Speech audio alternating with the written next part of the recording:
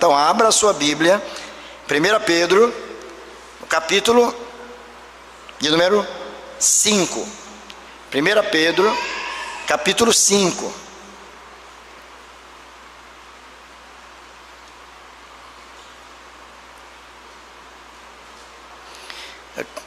E antes da leitura, também quero manifestar minha alegria, tranquilidade, paz, por saber que a igreja esteve muito bem cuidada nesses dias em que nós estivemos ausentes aqui. Eu acompanhei todos os cultos e todos os pregadores, e graças a Deus, mensagens edificantes, cada um, pastores e presbíteros que têm cumprido fielmente essa missão de expor a palavra de Deus. Hoje é o dia do presbítero, e nós vamos daqui a pouco fazer uma oração especial, agradecer a Deus pela vida dos presbíteros, desses homens do Senhor, que têm cuidado da igreja, pastoreado a igreja do Senhor, que têm dedicado tempo, apesar das suas tantas atividades, mas têm encontrado tempo para cuidar da obra de Deus, da igreja local, tá bom? Então nós vamos ler 1 Pedro 5, nós temos agora uma última sessão. Os irmãos sabem que nós estamos fazendo uma exposição bíblica, não propriamente de versículo por versículo, mas estamos indo de sessão por sessão, de perícope por perícope. E o que é uma sessão e o que é uma perícope? É uma unidade temática, é um conjunto de versículos onde nela se encerra objetivamente uma mensagem, não é? E nós temos na nossa Bíblia esses agrupamento de textos. Você vê lá que cada capítulo ele tem seções, não é? Esse capítulo 5, por exemplo, tem várias seções. Você pode ver a primeira, que vai do verso 1 até o verso 4, e a última, que vai do verso 5 até o verso 14. E essa é, portanto, a última seção desta primeira carta do apóstolo Pedro. Muito bem, então você pode, já, a partir dessa minha fala, chegar a uma simples conclusão. Então, este agora será o último sermão que o pastor vai pregar nessa série de exposições de 1 Pedro. Se pensaram assim, erraram. Por que não? Na verdade, a gente estava olhando para esse verso e para esses versos aqui, disse, não, temos muita coisa aqui. É uma parte final da carta. Pedro, o apóstolo Pedro, aqui ele está praticamente se despedindo ali daqueles irmãos. Ele está concluindo a sua carta. Tudo o que ele queria dizer, ele já tinha dito ali. Ele já havia argumentado, ele já havia instruído, aconselhado e confortado todos os seus irmãos. E agora ele vai para a parte conclusiva. E a gente pensa, geralmente na parte conclusiva, como acontecem, por exemplo, nos sermões que pregamos, nas redações que fazemos, você vai para uma parte final, muitas vezes você faz uma breve síntese de tudo que você falou, ou você faz uma menção a algo que está diretamente ligado a tudo aquilo que você diz. Mas vejam o que Pedro vai fazer aqui. Logo acima está escrito vários conselhos. Vários conselhos. Se são vários, é porque obviamente é mais de um, e todos eles são igualmente importantes. Vários conselhos, votos, saudações finais e bênção. Então nós vamos ler hoje apenas o verso de número 5, apenas o verso de número 5. Eu quero convidar os meus irmãos para, mesmo em silêncio, acompanharem aí nas suas Bíblias a leitura que nós faremos nesse momento.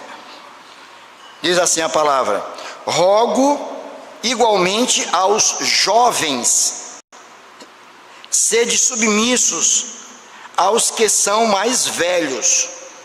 Outros sim, no trato de uns com os outros, cingivos todos de humildade, porque Deus resiste aos soberbos, contudo, aos humildes concede a sua graça. Concede a sua graça. Vamos orar? Amado Deus, aqui estamos diante do Senhor, para ser tratados pelo Senhor, para sermos instruídos pelo Senhor, para sermos animados pelo Senhor, ó Deus, através da ação da Tua palavra, Senhor, nas nossas vidas. Tu conheces a cada um de nós e a Tua igreja que aqui se reúne. Ajuda-nos, Senhor, não somente a compreender a Tua palavra, mas ajuda-nos a guardar a Tua palavra firmemente no nosso coração, para que jamais venhamos a nos afastar do Senhor. Fala ao nosso coração nesta manhã, Senhor, em nome de Jesus. Amém. Queridos, eu só quero, a guisa de introdução, apenas recordar os irmãos duas coisas importantes. A primeira delas, o objetivo de Pedro ao escrever esta carta. E em segundo lugar, o nosso objetivo, particularmente, a decidir fazer uma exposição nesta primeira carta do apóstolo Pedro. Primeira, Pedro tinha como objetivo fortalecer, animar e instruir os seus irmãos que estavam residindo numa região da Ásia Menor. Pedro não está escrevendo aqui, eu repito o que já disse anteriormente, uma carta destinada a uma única igreja, a uma única congregação, a um determinado grupo de irmãos de uma determinada cidade. Pedro está escrevendo para várias comunidades cristãs espalhadas na região da Ásia Menor. E ele faz menção destas localidades, destas congregações, logo no primeiro verso, quando ele fala da Capadócia, da Bitínia, ele fala do Ponto, ele cita alguns lugares. E ele escreve então para os seus irmãos. Aquela igreja, ela era formada tanto por judeus convertidos, judeus que tinham saído lá de Jerusalém, não estavam mais residindo em Jerusalém, e foram forçados a sair de lá por conta da perseguição. Muitos, sofrendo a perseguição, saíram e foram morar em outras regiões. Mas em lá chegando, fizeram o que todo crente faz: vivenciar a sua fé, dar testemunho da sua fé. E comunidades cristãs passaram a se formar nos lugares onde aquelas pessoas tinham se mudado. Mas também naquelas igrejas, nós vamos encontrar, havia não somente judeus convertidos à fé cristã, como gentios também que se converteram. Então a ideia aqui é que deu certo, que eles plantaram uma semente, essa semente germinou, a plantinha cresceu e agora estava produzindo frutos. Eles acreditaram no poder do Evangelho de Cristo Jesus. Eles começaram, vamos dizer assim, um ponto de pregação que se transformou numa congregação e depois veio se formar em igrejas, verdadeiras igrejas, naqueles lugares distantes. Mas gentios foram alcançados. Aquelas igrejas estavam crescendo porque o Evangelho de Jesus estava sendo pregado naqueles lugares.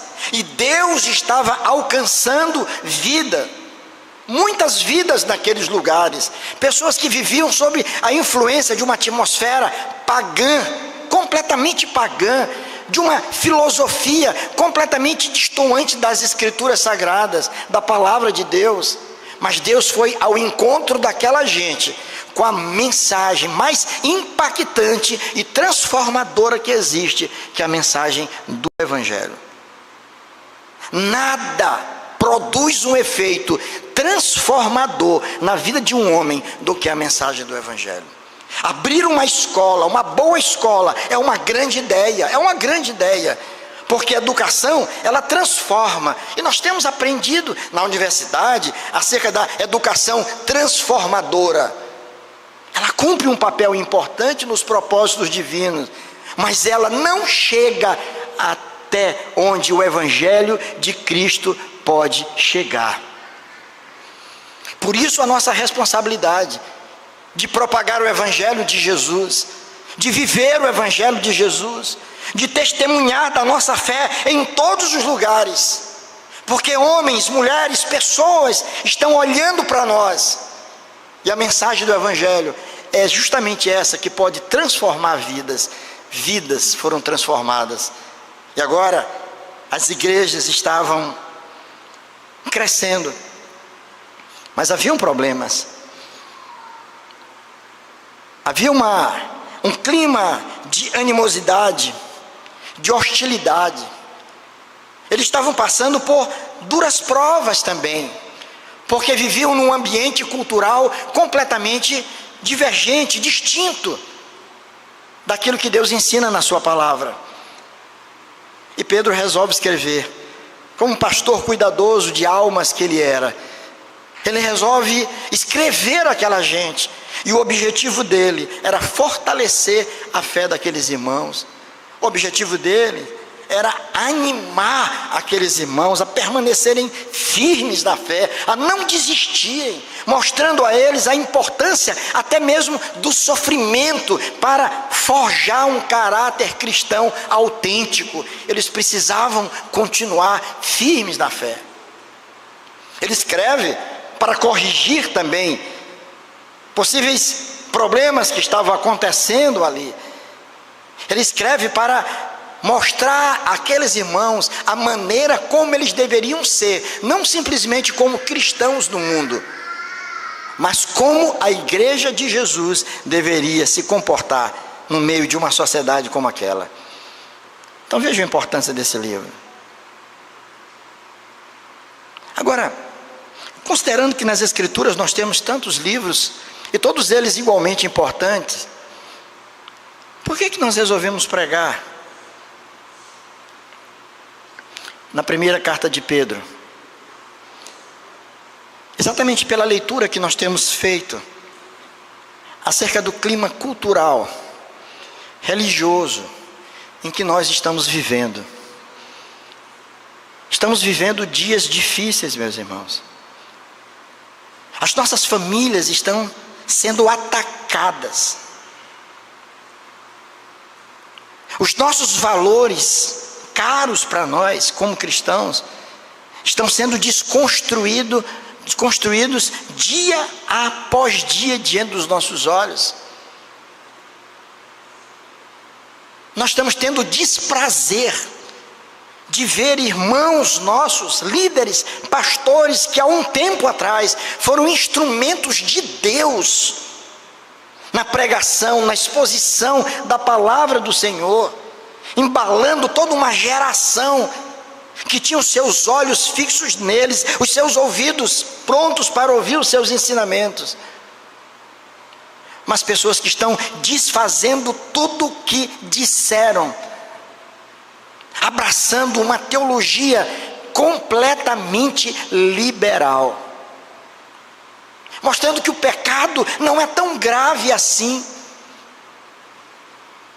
de que nós podemos viver de qualquer forma, porque afinal de contas a graça de Deus, ela é suficiente para nos conduzir até a eternidade, independentemente de como você esteja vivendo.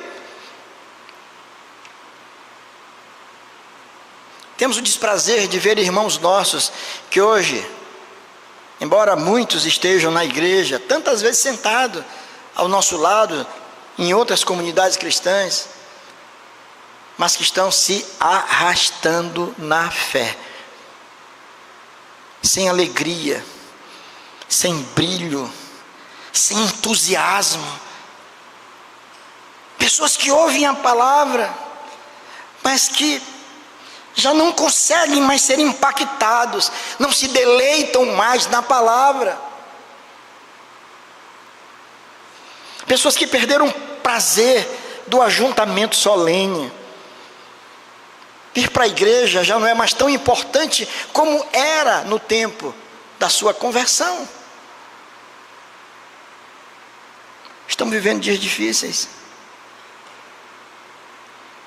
E é por conta de tudo isso que nós entendemos que seria interessante instruir a igreja acerca desse momento que estamos vivendo. Precisamos reagir, irmãos.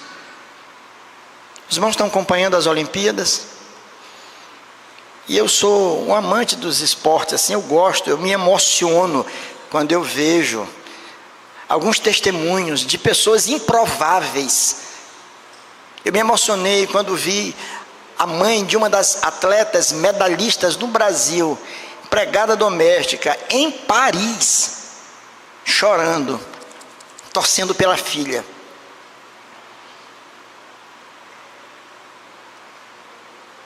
Mas nós testemunhamos a lamentável abertura das Olimpíadas. Algo muito grave, um pecado grosseiro, alguma coisa de muito mau gosto, quando da zombaria que foi feito ao quadro da ceia do Senhor, com Jesus e seus apóstolos, formado por travestis, num ato de total zombaria e descrédito. Pode-se falar de tudo, só não pode se proclamar o nome do Senhor Jesus. Isso acontecendo na França do Iluminismo, da Revolução de 1789, Revolução Francesa, e de tudo que vem acontecendo de lá para cá, que alcançou não somente a Europa, os Estados Unidos têm sofrido muito, e o Brasil da mesma maneira. E nós estamos vivendo essa realidade, irmãos. Eu fiquei revoltado profundamente quando eu vi aquela jovem atleta mulher ser espancada, pegar um soco de um atleta, de um atleta que se dizia uma atleta. E o comitê organizador aceitou isso. Uma desigualdade tremenda. E não vi absolutamente nenhuma mulher em defesa. O movimento feminista não fez nada. Tudo normal. Porque nós somos ultrapassados. Nós perdemos o bonde da história. Ainda estamos apegando a um livro, a um texto obsoleto, anacrônico, fora do seu tempo, que precisa ser atualizado, ressignificado, como diz aí um líder religioso, que no passado foi bênção também. Por isso nós ouvimos falar sobre isso, irmãos. Porque para mim é um absurdo que a gente não consiga ter os nossos olhos abertos para perceber o que está ao nosso redor. Satanás é um estrategista de ataque. E ele está seduzindo os nossos jovens. Ele está nos enfraquecendo a cada dia mais. E nós estamos relativizando os absolutos de Deus. E com tudo isso, nós estamos vendo famílias sendo duramente atacadas. Nós estamos vendo os nossos filhos se afastando do Senhor. Muitos abraçando o ateísmo. E nós estamos vendo uma igreja que se arrasta e líderes tentando encher a igreja de qualquer jeito, fazendo de tudo para encher a igreja, porque o evangelho já não é mais suficiente para convencer ninguém. Então é preciso mudar o cenário, é preciso mudar a estrutura da igreja, é preciso mudar a cor da igreja, para que mais pessoas sejam atraídas. O evangelho já não tem mais poder de atração. A fiel exposição da palavra de Deus já não surte mais os mesmos efeitos. Assim acreditam muitos.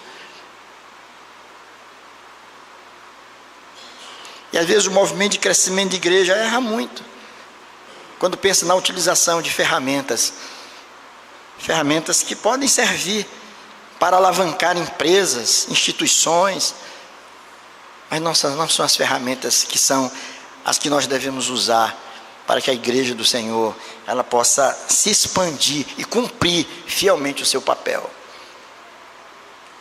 Nós somos um povo esquisito para o mundo. Seremos sempre esquisitos por uma razão, porque nós não pertencemos a este mundo, nós somos forasteiros, e Pedro deixou isso muito claro. Vocês são forasteiros, vocês não pertencem a essa terra, não se deixem seduzir por ela, vocês estão de passagem nela. É muito triste quando a gente quer diminuir esse entendimento, essa distância com o mundo, e aí nós ficamos muito parecidos com ele. fomos chamados e constituídos, chamados por Deus e constituídos como sal e luz do mundo. Se o sal perde as suas propriedades, para nada mais serve, a não ser para ser pisado pelos homens. Olha como é que Pedro, ele inaugura essa última sessão. Ele inaugura com uma expressão que ele já havia usado anteriormente. Se você observar, no mesmo capítulo, no primeiro verso, quando ele diz: rogo, pois, aos presbíteros que há entre vós, eu presbítero como eles, e testemunha dos sofrimentos de Cristo, e ainda coparticipante da glória que há de ser revelada. Ele faz um apelo à liderança da igreja. Aqueles homens que eram modelos para a igreja, aqueles que tinham a responsabilidade de pastorear o rebanho do Senhor. Ele apela a eles para que eles pudessem se comportar da forma que Deus queria que se comportassem, porque a igreja, toda a igreja, irmãos, ela depende muito da sua liderança, do exemplo dos seus líderes, dos seus pastores, dos seus presbíteros, dos seus diáconos. Mas agora, no verso 5, ele dirige a palavra aos jovens. Rogo igualmente, olha a palavra que ele usa, igualmente, para mostrar que o peso de importância aqui é exatamente o mesmo de lá. Rogo igualmente aos jovens, sede submissos aos que são mais velhos. A grande questão aqui, poderíamos até dizer que seria talvez uma questão filosófica, uma questão de termos, de semântica. O que é um jovem? Você pode definir um jovem? Eu digo, olha, eu tenho 65 anos, mas eu me considero jovem. Cabelo branco já, uma parte branca, a outra parte já caiu, está todo mundo percebendo, né? Considero jovem. Irmãos, pode acreditar, eu tenho a mesma alegria de servir a Deus, de pastorear a igreja, a mesma que eu tive no meu primeiro ano. As minhas viagens ali para aquela região de Pernambuco, Tiago, a sua terra, elas me remontam ao início da minha vida ali. Quando muito jovem, tive que sair de casa no ônibus da Princesa do Agreste. Não sei se alguém já viajou em Princesa do Agreste aqui. Semi-leito, sem ar-condicionado. Calor tremendo quando passava naquela região do Piauí. Eu ia para lá com uma expectativa tão grande, estudar teologia, ser pastor, cuidar da igreja. 4 anos, indo e voltando, passando naquela estrada de ônibus e olhando aquele cenário. Um dos cenários para mim que me encantava é quando passava ali perto de Arco Verde, Tiago, que eu olhava a cidade embaixo assim, tudo bonitinho. Que coisa linda, Arco Verde. Não sei, tem igreja presbiteriana lá, acho que tem, né? Aí eu olhava. Depois comecei algumas viagens para visitar minha cunhada, mas passando por ali, me lembrando dos dias em que estava no seminário e quando comecei meu ministério. Abigail, que estudou em Garanhuns, e a cidade de Cupira fica muito próxima de Garanhuns, entre Cupira e Garanhuns tem uma cidade chamada Canhotinho. Quem já leu o livro do pastor Edgesse Martins, A Bíblia e o Bisturi, sabe do que eu vou dizer. Ali está o túmulo do nosso pioneiro George Butler. Você pode visitar, está lá o túmulo dele com a frase bonita. E o que era antes um ambulatório, que ele era médico, construído por ele, hoje é uma escola do Mackenzie, muito bonita, bem em frente. O templo bonito no alto, a casa pastoral bonita do lado, com grande estacionamento, e bem em frente uma escola, uma cidade pequenininha, muito pequena, mas num cenário lindo. Então, quando eu viajo, eu já levo um pendrive, não estou tão evoluído assim, né? E nesse pendrive tem músicas de Vencedores por Cristo e Logos, viu, Vanessa? E Kemuel. Ouvi Paulo César cantando, ouvi aquela turma de vencedores que embalou a nossa mocidade. Aquilo ali é combustível para a minha vida. Meu coração arde em chamas assim, ó, de ouvir aquilo. Senhor, é isso que eu quero, é isso mesmo. Renova o meu ânimo, a minha alegria, Senhor. Aquele mesmo compromisso lá do começo. É por isso que eu gosto de Cupira, né? Não é por Cupira em si, porque lá onde mora meu cunhado, hospedagem 0,800, então é melhor, né? Eu vi dizer até que estão organizando aí uma caravana. Tiago já me disse que para ir a Cupira, porque César disse que ele é tão bom, que o pastor há 36 anos que vai para lá, então ele também quer ir, né? Coisa boa, irmãos, isso. Sabe, queridos, o que é ser jovem? Tem gente que tem 15 anos, 16 anos, mas que já morreu, só falta cair. Está morto. Desanimado, entristecido, acabrunhado, abatido. Mas eu conheço pessoas que já estão numa certa idade, que já é bisavó, que está dando show aí, porque minha irmã Ari continua correndo. Já vi Dona Ari com foto de kimono, lutando taekwondo. Cuidado, Magnaldo. Jogando vôlei. Você já pensou? Espírito jovial. Quantas pessoas não se entregam tão rapidamente? Mas Pedro está escrevendo aqui. Ele está dizendo: rogo aos jovens. Ué, mas quem são esses jovens? Que jovens são esses? São aqueles mais novos, são os moços. E há uma perspectiva aqui de liderados, porque ele diz: rogo igualmente aos jovens, sede submissos aos que são mais velhos. Os mais velhos aqui, no caso, seriam os presbíteros, os anciãos, os líderes da igreja. Se submetam a eles, ouçam o conselho deles. São homens que vivenciaram momentos difíceis, mas que permanecem firmes aqui. Fiquem do lado deles, aprendam com eles. Eu tive um tempo na minha mocidade que eu ia para os cultos de oração. Porque eu ia encontrar com os meus amigos da mocidade, a gente estava lá, mas eu não gostava muito. Tinha uns irmãos mais idosos que oravam, e eles oravam, eles demoravam. E tinha um presbítero lá, que eu não vou dizer o nome dele, já está com o senhor, viu, Azevedo? Quando ele orava, ele puxava o nariz toda hora e fazia um barulho estranho. Eu detestava aquilo. Eu disse: poxa, além de orar demorado, ainda faz esse barulho no nariz. Que oração que não termina. Mas houve uma situação que Deus tocou tanto no meu coração, que encheu meu coração assim de graça. Irmãos, agora eu passei aí para os cultos de oração e eu admirava a oração deles. Eu ficava aqui atento a tudo que eles estavam dizendo. Eu tinha vontade de orar como eles também. Olha como mudou a minha cabeça. Eles não mudaram, eles continuavam mesmo, idosos, orando demoradamente.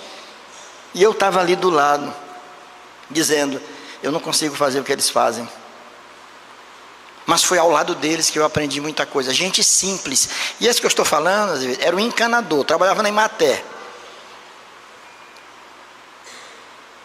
Homem simples, mas que muitas lições eu aprendi a amar a Deus com essa gente simples. Hoje nós temos uma juventude que está concluindo seus cursos superiores com pouca idade,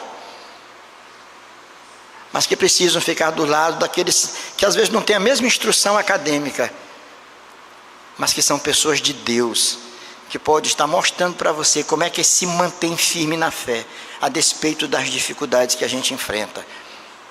Pedro diz: olha, rogo igualmente aos jovens, sede submissos, se curvem, ouçam os que são mais velhos. Mas ele vai dizer agora alguma coisa que envolve toda a igreja. Ele diz: outros sim, no trato de uns com os outros. Olha, trato de uns com os outros. Ele vai abordar uma questão aqui de extrema dificuldade. Relacionamento é alguma coisa difícil. É difícil. Facilmente a gente se aborrece, facilmente a gente se magoa, facilmente a gente se milindra. E muitas vezes a igreja está cheia de gente milindrada. Ele diz: no trato de uns com os outros,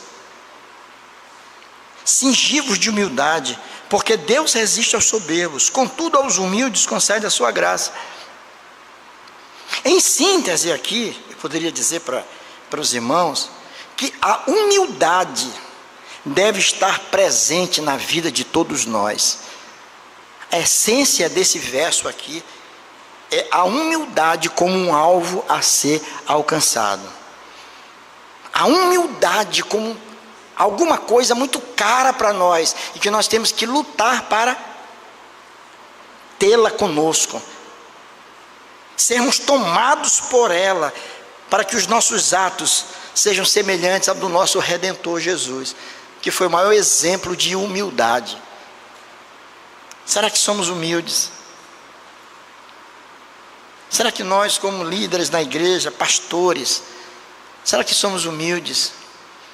Muitas vezes só porque teve a oportunidade de estudar um pouquinho mais a Bíblia, fazer um curso de teologia, fazer uma coisa que vem depois, um mestrado, um doutorado e um pós-doutorado, quem sabe, e porque já leu tantas obras, de repente se sente superior aos demais irmãos que muitas vezes nunca tiveram a oportunidade de ler uma obra teológica sequer.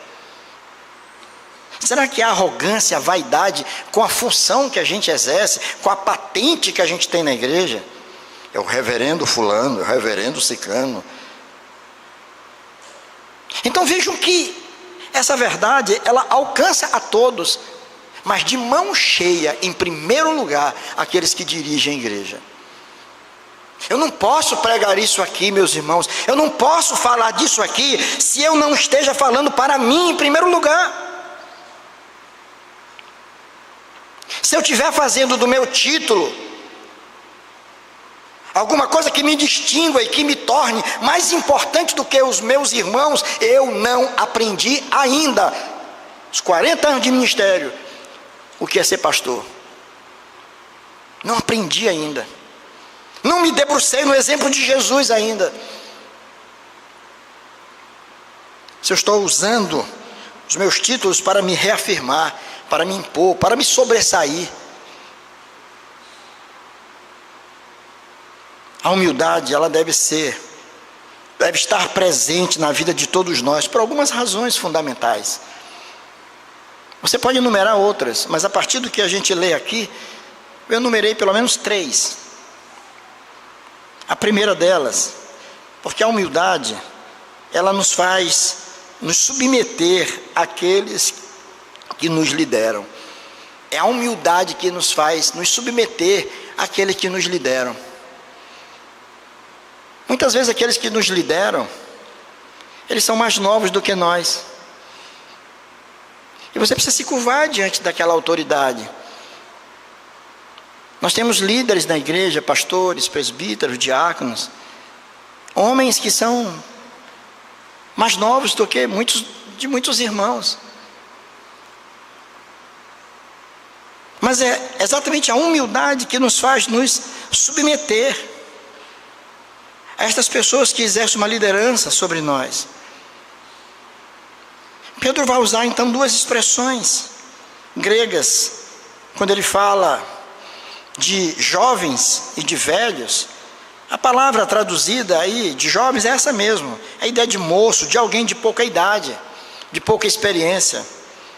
E a palavra para os mais velhos é a palavra presbítero, que seria não usada no sentido técnico da palavra de um oficial, propriamente dito em primeiro momento, mas de alguém apenas mais experimentado, alguém mais velho, alguém que já caminhou numa estrada, já teve muito mais tempo na estrada da fé cristã.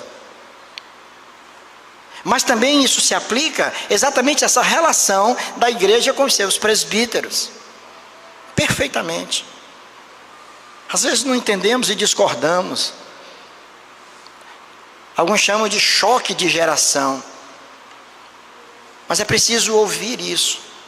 A igreja presbiteriana não é propriamente a igreja de Cristo, como se nós fôssemos os donos da verdade, mas é uma igreja séria, que tem um governo maravilhoso, um governo de presbíteros, que impede de que a igreja seja, de repente, governada por um homem só, que o pastor faça o que ele bem quiser. Não funciona assim de jeito nenhum. E particularmente aqui nós temos homens sábios. E eu me sinto seguro ao lado de pessoas assim, que compartilham decisões.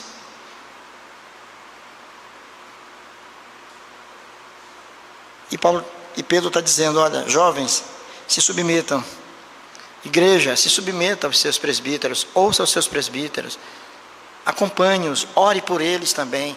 Ore pelos seus pastores, ore pelos seus presbíteros, clame a Deus para que eles estejam aptos a pastorear a igreja do Senhor, a serem exemplos para o rebanho, que não se impressionem com o título e nem façam uso dele para governar a igreja simplesmente do jeito que querem, mas que muito pelo contrário, que estejam comprometidos com a palavra de Deus, a fim de que as suas vidas possam despertar o interesse na vida dos seus liderados, que os liderados, os jovens, possam olhar para nós, pastores, presbíteros e diáconos, e dizer: olha, quero ser assim também.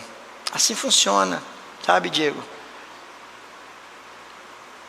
Os olhos da comunidade estão voltados para os líderes, e eles precisam olhar para nós e dizer: eu gostaria de ser assim, eu queria ter esse compromisso com Deus, eu queria viver dessa forma. Então, é a humildade que nos faz nos submeter aos nossos líderes. Muitas vezes a gente diz assim: ele não sabe com quem está falando. Isso é um menino, está pensando o quê?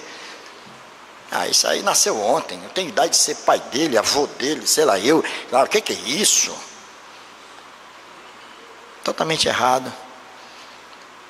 A Bíblia nos manda a respeitar, a nos submeter e a orar por aqueles que nos lideram. Uma boa igreja, necessariamente, tem que ter uma boa liderança. Tem que ter homens que inspirem outros, seus liderados na fé.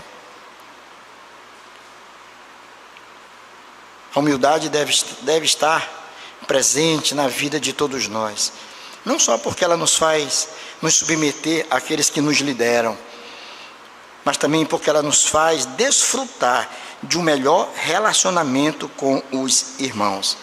É a humildade que nos faz desenvolver o melhor relacionamento. Olha o que Pedro diz aqui, olha: sede submissos aos que são mais velhos. Aí ele vai agora, presta atenção lá, ele diz assim: outros sim, no trato de uns com os outros, cingi-vos todos de humildade. Olha, outros sim, no trato. O que é isso aí? O que ele quer dizer? No trato de uns com os outros. Ele está falando de relacionamento, irmãos, na maneira com que você lida com as outras pessoas. Como é que você se relaciona com seus irmãos? E ele vai dizer: no que diz respeito a esse trato, para a coisa dar certa, você tem que se cingir de humildade. Cingir de humildade. E essa expressão cingir, no original grego, ela tem um sentido muito interessante. Cingir significa se revestir de um avental. Se revestir, colocar um avental. Quem geralmente usa avental? Quando você vai num restaurante, você olha um homem de terno, gravata, alinhado, mas sobre aquele terno bonito tem um avental. Você já sabe que ele é o quê? Quem pode me dizer?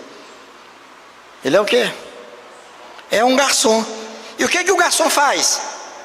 Serve. E quem que não reclama quando é mal servido?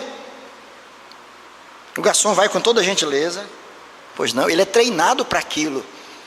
Os restaurantes que estão aí, bem, na praça, são aqueles cujos garçons servem muito bem, que não constrangem os seus clientes, mas fazem muito bem.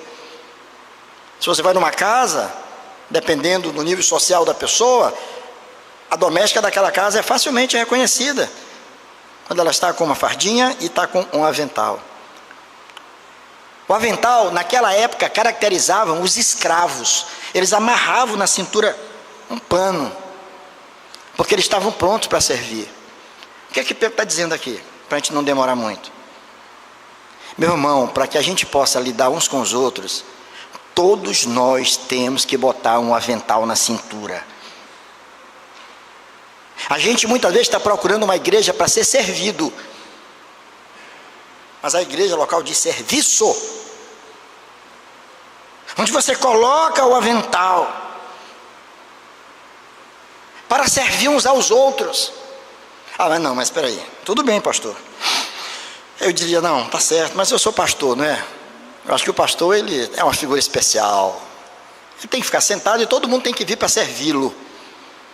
Não posso imaginar um pastor servindo doce na hora do aniversário, carregando uma cadeira, pegando uma vassoura para varrer alguma coisa ali. Não, isso não pode, porque afinal de contas ele é diferenciado. Se esse pastor não entendeu que a dignidade do seu trabalho não está só no exercício da sua pregação no púlpito, mas em tudo que ele faz fora do púlpito, ele não entendeu ainda o que é ministério pastoral, não entendeu o que é ser líder na igreja. Às vezes as pessoas aspiram a isso, a liderança, mas qual o objetivo? Qual a razão?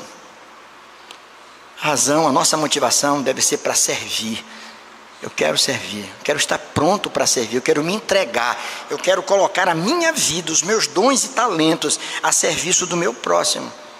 Então estou pronto para servir. Se for preciso eu me levantar para dar lugar para alguém, eu vou dar o lugar. Se for preciso eu ficar em pé para que alguém sente, esse alguém vai sentar e eu vou ficar em pé. E se todos fizessem assim, seria um show de gentileza. Não, meu irmão, fique você. Não, fique você. Não, meu irmão, peraí, você. Que beleza se nós pudéssemos entender isso perfeitamente. Jesus deu um grande exemplo para nós lá em João 13, de 1 a 9, quando ele lavou os pés dos discípulos. Jesus fez isso. Ele se curvou, dando o exemplo de humildade, lavando os pés dos discípulos. Nós estamos prontos para isso, irmãos? Estamos dispostos a servir? Ou será que você vai se sentir desprestigiado porque você de repente não foi lembrado, alguma coisa assim? Nós muitas vezes demonstramos a nossa falta de humildade exatamente nessas horas. Nós somos chamados, irmãos, a vivenciar isso, a estarmos prontos para estender a mão uns para os outros, independentemente de qualquer coisa, sem fazer acepção de pessoas. Esse aqui eu vou servir com alegria, porque ele é especial, aquele outro ali nem tanto. A mesma alegria para com todas as pessoas, independentemente do status, da cor da pele, da formação acadêmica, de qualquer coisa. A nossa alegria deve ser a mesma para servir uns aos outros. Outros sim, no trato de uns para com os outros, revestivos, todos de quê? De humildade. Humildade, irmãos. Fique tranquilo, sirva a Deus e sirva ao seu próximo. Uma das maneiras de servirmos ao Senhor é servindo uns aos outros. Uma igreja ela não pode ir muito longe quando há vaidade no meio do povo, quando alguns se acham mais importantes do que outros. Isso não existe. Todos nós somos comprados pelo mesmo preço. E o que eu estou fazendo aqui na pregação? Estou servindo de garçom do Senhor, servindo aos meus irmãos, depois de passar um tempo estudando, preparando a mensagem, trabalhando na cozinha. Na cozinha do pastor é a sua biblioteca, né? Para servir aos irmãos, para dizer, olha, isso aqui é a comida, é a ração das ovelhas. Então nós podemos servir uns aos outros. A humildade deve estar presente na vida de todos nós, porque em primeiro lugar ela nos faz nos submeter àqueles que nos lideram. Em segundo lugar, porque ela nos faz desfrutar de um melhor relacionamento de uns com os outros dentro da igreja. Em terceiro lugar, porque ela nos faz ser alvos da graça de Deus. Veja a parte final desse verso. Ele diz assim: porque Deus resiste aos soberbos, contudo aos humildes concede a sua graça. Deus resiste. Vou fazer uma pergunta, você entende bem essa palavra, resiste? Como é que você traduz isso aí? Como é que você entende que Deus resiste aos soberbos? Que ideia é essa? Essa é uma metáfora tirada do mundo militar. Sabia? É uma metáfora militar. Ela significa o seguinte: que Deus lança-se armado contra todo orgulho. O exército do Senhor se manifesta contra todo orgulho. O orgulho é algo que atinge frontalmente a santidade de Deus. E Deus vai para cima do orgulhoso. Ele resiste. Resiste, isto é, ele não é que ele fica aqui sofrendo golpe, não. Ele vai para cima do orgulhoso. O orgulhoso não tem vez com o Senhor. O vaidoso não tem vez com o Senhor. Muito pelo contrário, a gente aprende nas Escrituras que o orgulho precede a derrota, a vaidade precede a derrota, ela antecipa a derrota, o fracasso. O orgulhoso não vai muito longe, logo ele é descoberto e ele cai. Mas aquele que é revestido de humildade, esse é alcançado com a graça de Deus. O orgulho leva os exércitos divinos a declararem guerra contra os orgulhosos. Já pensou? Já pensou? Como é que sofre um orgulhoso? Ele pensa que está indo muito bem, vaidoso, orgulhoso, mas Deus vem contra ele com seu exército para combater aquilo ali. O orgulho, conforme Provérbios 6, antecede a queda. Lá em Isaías 14 mostra que o orgulho transformou Lúcifer, o anjo de luz, em Satanás. Também foi o orgulho, isto é, o desejo de ser como Deus, que fez Eva e Adão caírem. Foi o orgulho. O orgulho, ele é sinal de mundanismo. Orgulho é sinal de mundanismo. Você já viu? Como é que a gente não pode se deixar tomar pelo orgulho, pela vaidade? Temos que ser humildes, irmãos. Nos revestir de humildade. Se é que você quer ser alcançado com a graça de Deus, no meio da igreja do Senhor, esqueça os seus títulos, a sua suposta importância maior. E quanto mais Deus der a você, em termos de liderança, você é presbítero, você é diácono, você é pastor, então muito mais será cobrado. Muito mais será cobrado. Os nossos títulos não devem servir para a nossa vaidade, para o nosso orgulho, para nos achar melhor do que ninguém. Muito pelo contrário. Deve ser instrumentos de trabalho. Os dons que Deus nos dá devem estar a serviço do nosso Senhor. E Deus quer nos usar como instrumentos para o crescimento da sua igreja.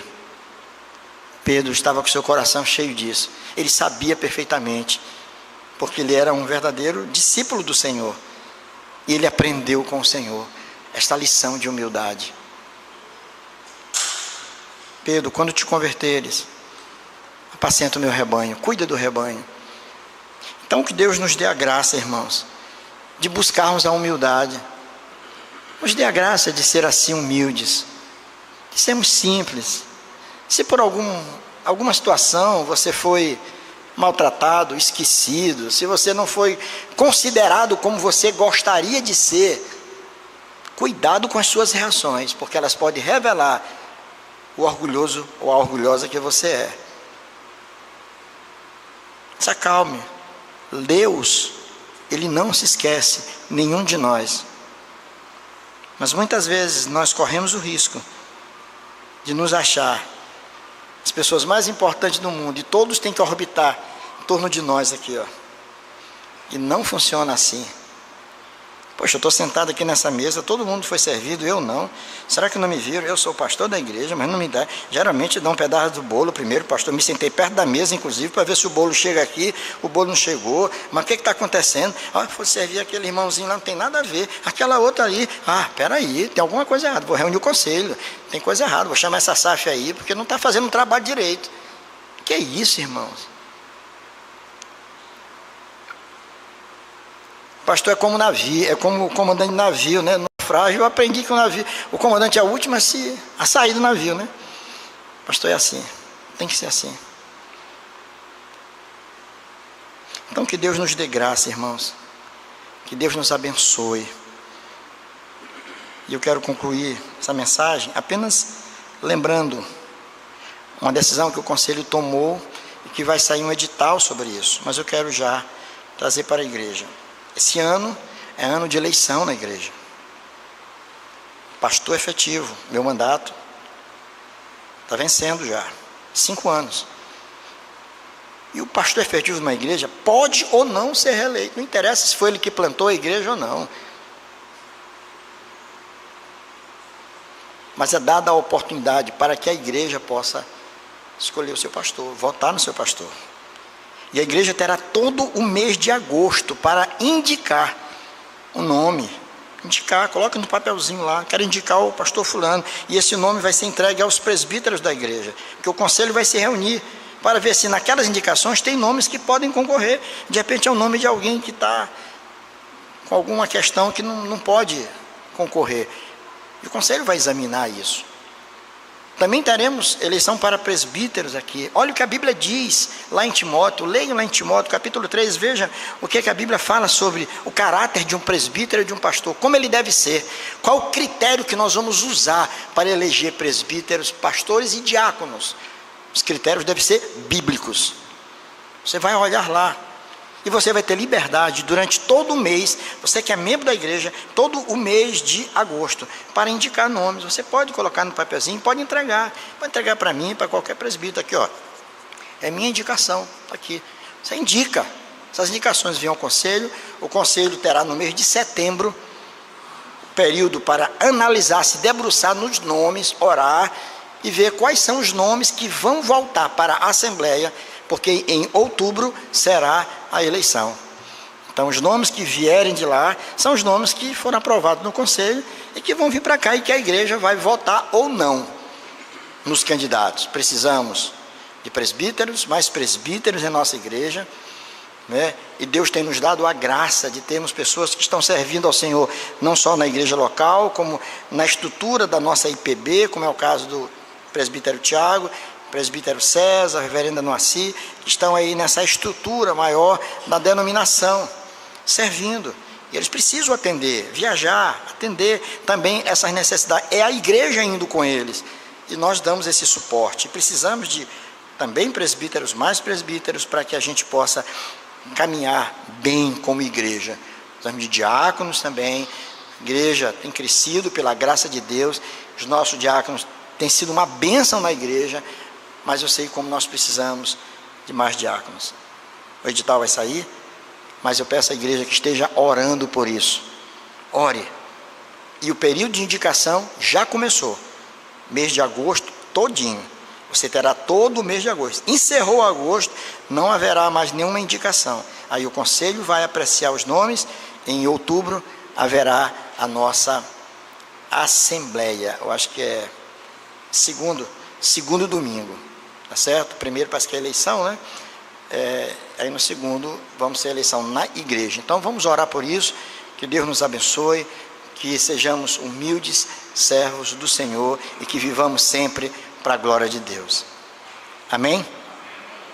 Eu queria, nessa oração, agora, convidar os presbíteros para vir aqui.